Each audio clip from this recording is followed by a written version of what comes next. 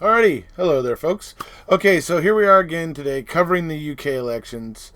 Obviously, those of you here on my channel understand that I'm doing that because I've kind of taken an interest in the Brexit Scottish independence issue and the current general elections that are going to take place here on Thursday are a big part of the kind of mechanics of that and how that's going to end up looking and working out and whether it happens or not. I mean, it leaves a lot of things up in the air.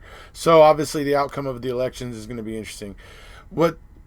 What's happening is obviously you have the Tories in the UK, which are the Conservative Party there in the UK, and they are led by Boris Johnson, who is the current PM.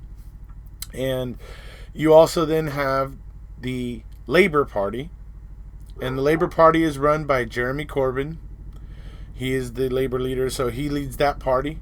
And basically, he has enough seats that he is actually kind of close to rivaling Boris Johnson.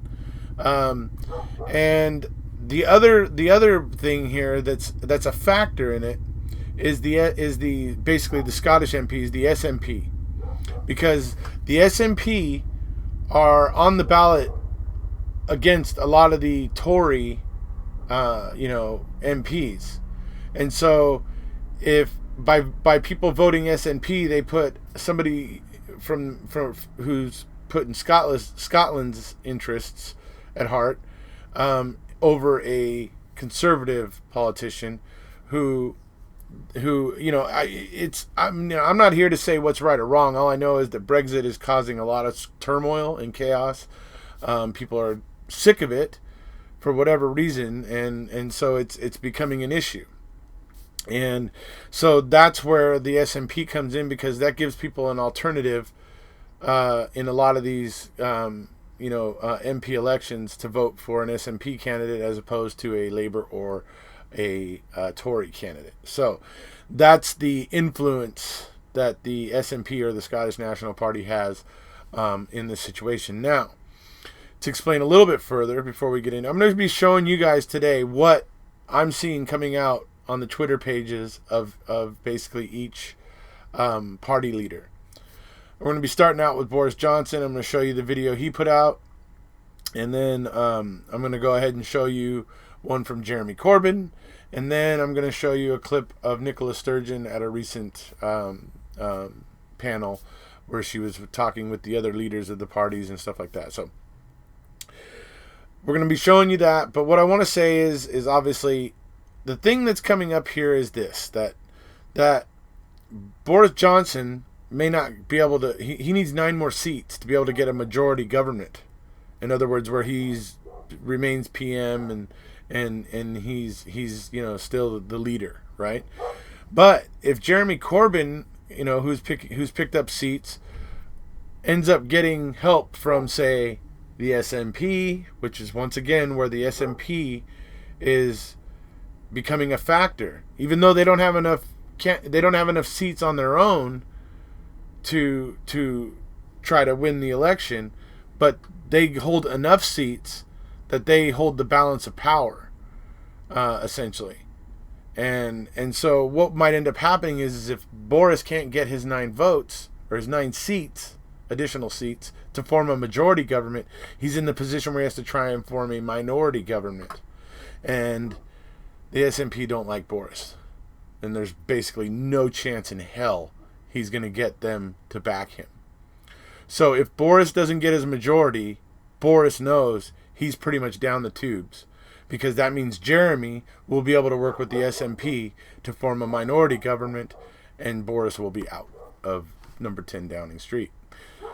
That's where the Prime Minister of the UK lives. So I'm going to go ahead and show you guys here what I see, coming out, what the candidates would consider is putting their best foot forward. Okay, because I took this off of their own Twitter pages.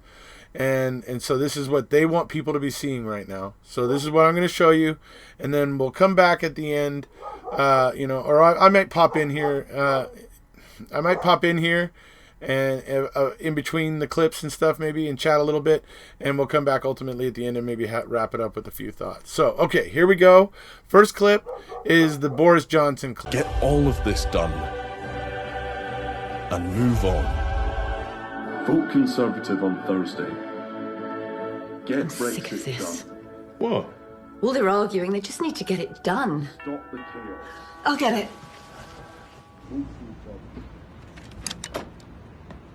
Oh, hi. Who is it? It's carol singers. Give him a quid and tell him to bugger off.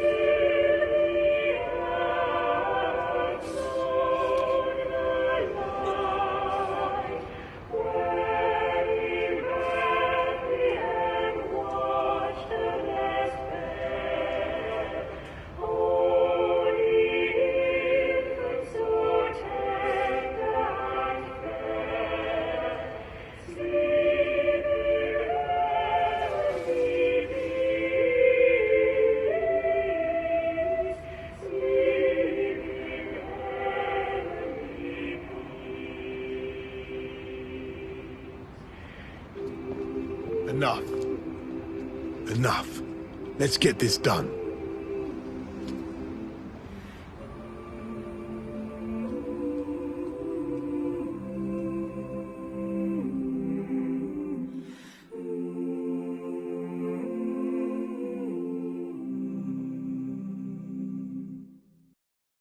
Okay, so that's the current clip that is being, passed around and on social media and stuff with, Boris there doing their little, kind of clever parody, I guess you might say, of Love Actually. So I would just point out that, Boris obviously states there, or well, no, it doesn't state it, it's on the cards, that he needs 9 more seats to get a majority. And like I said, if he doesn't get the majority, he's kind of in trouble because it's unlikely that he'll be able to build a minority government, that he'll be able to find the support to be able to do it. So it'll be kind of interesting to see what happens in the UK elections here on Thursday. So now we're going to move into the Jeremy Corbyn clip so that you guys can see what Jeremy Corbyn has to say and this is a clip from his Twitter and of him, talking about things that are important to him. Keep in mind that there's one thing going on with Jeremy Corbyn right now that is a big issue. It's getting talked about a lot. It's a kind of a big topic for a lot of people, and it's the fact that there was recently some serious anti-Semitism in the Labour Party that was, I don't know. Basically it's been very embarrassing. It's been a black eye for Jeremy. Jeremy has taken steps and measures to prevent and deal with it in the future. But I will say that a lot of the, news personalities that have been talking about, the elections and stuff, that's one thing they come back to a lot. It's definitely one of the main political footballs in this election, along with Brexit, Scottish independence, the NHS. A lot of people are worried about the NHS and basically just social programs in general. Another one that gets talked about a lot is 10 years of austerity. Another one is the bedroom tax. This is all stuff that was instituted by the Conservative government there, the Tories, and it's the bedroom tax, where it's like people that have an extra bedroom actually have to pay an extra tax and stuff. It's just like bizarre, really bizarre, and honestly, to me, seems very unfair. I don't see that just doesn't seem right that a government should be able to do that and be that much up in your business. It just doesn't seem right. But anyways, so here we go. We'll move into Jeremy Corbyn's bit right here, and we'll see you in a minute. Let's hear from the big man. Here's Jeremy.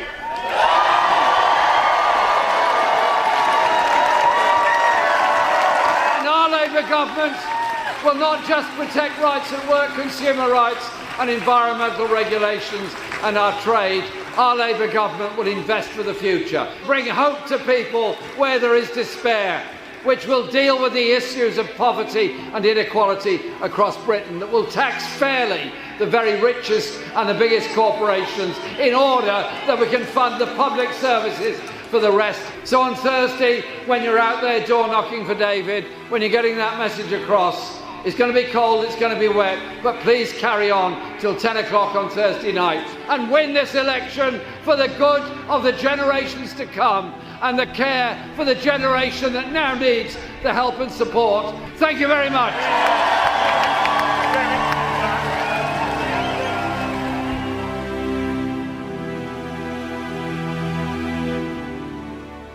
Okay, so that was Jeremy Corbyn. Obviously, he has a lot of, humanitarian kind of policies that he wants to kind of enact and stuff. And his policies are for the people, kind of cares about the people. As I said, NHS and those sort of things are a real hot topic in this election, so they're getting talked about a lot. There's worries that Boris Johnson and the Conservatives will sell off the NHS, or basically they'll bring in American companies to provide certain services, I guess is what we're talking about, is what we're saying. And so they would, and what people there would prefer is to keep it more, local and that sort of thing. But so there's concerns about all that sort of stuff. There's a lot of things going around, obviously, that are being talked about. But that was Jeremy Corbyn. Those were his, the big things that he wants everybody to know, essentially. And now we're going to go into a clip here of the Scottish First Minister, Nicola Sturgeon.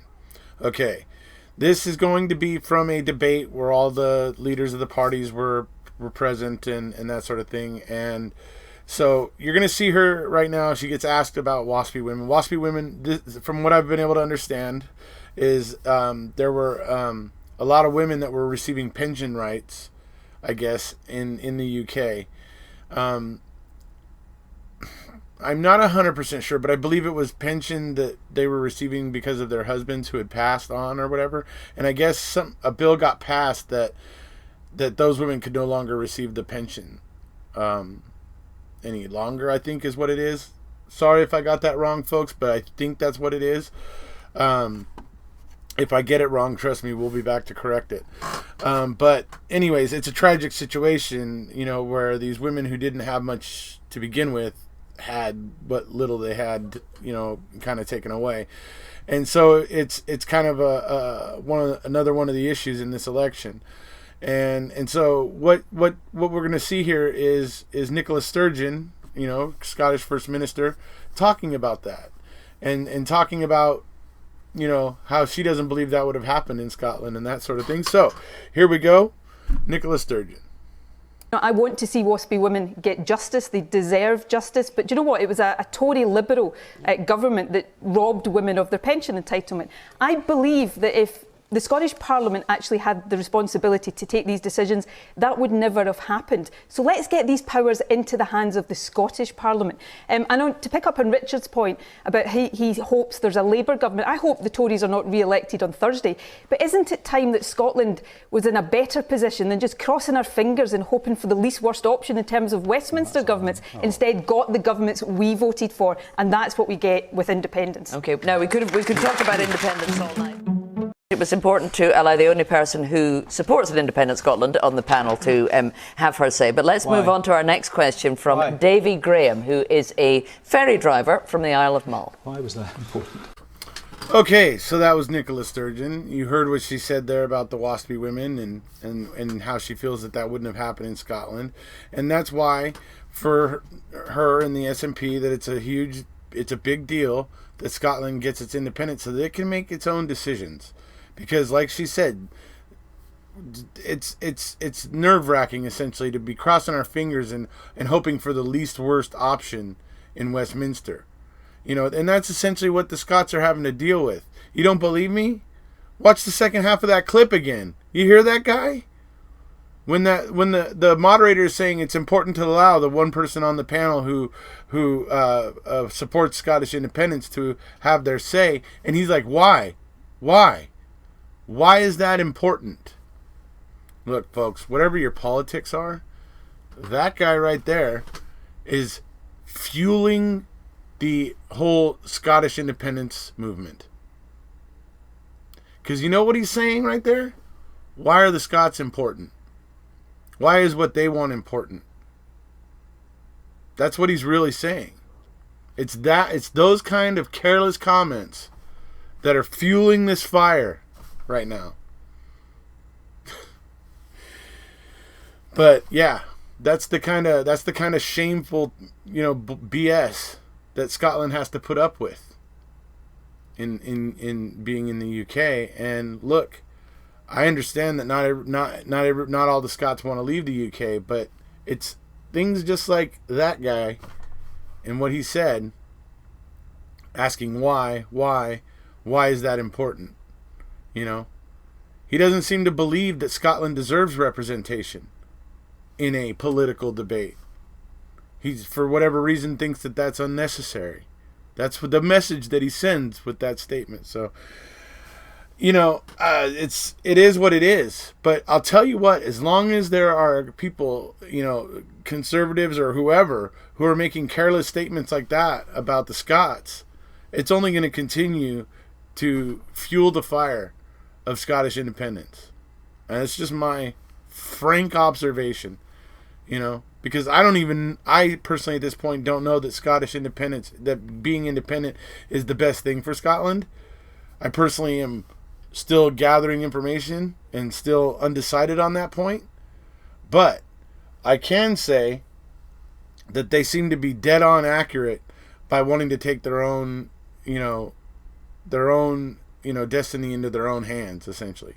They don't want to be subject to the will of Westminster anymore. And I can see why they don't want to do that, because I can see the treatment that they get in Westminster, and so I can fully understand that. Is that enough, to warrant Scottish independence? I don't know. But if being independent would be better for Scotland, that's what I would want. Because I'll tell you what, I love England. I mean, trust me, I've always been fond of England. I love a lot of English television shows like Blackadder, Doctor Who, lots of different, British television shows that I actually like. And so I have a great love for England and everything. But England's pretty good at taking care of England. So I'm not really worried too much about England. I am worried about, with all this turmoil and chaos, that Scotland comes out looking, better and being, it's like I said, it does seem like a sucky situation, doesn't it? To be constantly hoping for the least worst option in Westminster, as Nicola Sturgeon put it. So, but hey, those of you who saw here last night, Mark and I were talking about the EU, and Mark was clearly pointing out that there's problems in the EU, and there's problems there that are kind of causing this issue to even arise. But Mark says that Mark is of the opinion that instead of Brexit, that the UK should have gotten more involved and pushed for change in the EU, rather than take this route. That's his own personal opinion, and that sounds reasonable to me. But the point is that the EU is imperfect, and it's and from what Mark was saying, it's a little bit stubborn and unwilling to change, and so that's creating a bit of this problem as well. See, you notice how a problem, the cause is never just in one place. Folks, that is a reality of life. It almost never is in one place. It's a combination of factors in different places that cause a problem to snowball and become a huge problem. And that's kind of what's happening with the EU, Brexit, Scottish independence, and everything over there. So, and it's because people on all sides have, their desires, their wishes, and the way it is right now, that it's the Scots are very much, they have voted that they are wanting to stay in the EU. That almost 2/3 of the population would prefer to be in the EU, and so, and then right after they vote that way, it turns out the UK goes and starts trying to pull out of the EU. After they'd come up to Scotland saying, "Oh, we're going to be together, we're going to be stronger together, and stick with us, and don't vote for Scottish independence." And so Scotland didn't. They voted 52% to 48% to stay in the UK back then. But then what happened right after that? For almost a year later, UK turns around and they're leaving the EU. Well, that's not what Scotland wanted. So that constitutes a major change in government. And that is enough to trigger a referendum for Scottish independence again. And so it's tricky to all these issues. I mean, like I said with Mark last night, if Brexit dissipated tomorrow, boom, gone. If there was no Brexit, there wouldn't really be a path for Scottish independence unless the people start speaking up. And they are kind of now. With this whole election, people are paying attention and they're starting to kind of become aware of things. And so we'll have to see. But right now, the referendum is about to be triggered solely on the fact that Brexit is a significant change to government, and that therefore is enough to trigger the referendum and trigger a vote for the people of Scotland to vote for their own independence or not. So anyways, that's some of what's going on here. Those are some of the main issues. As I said, it's a messy and sticky situation, but I'm just following this over here on my channel with great interest. So for those of you who are interested in it as well, thank you for tuning in. If you haven't already, please hit subscribe, and we'll see you.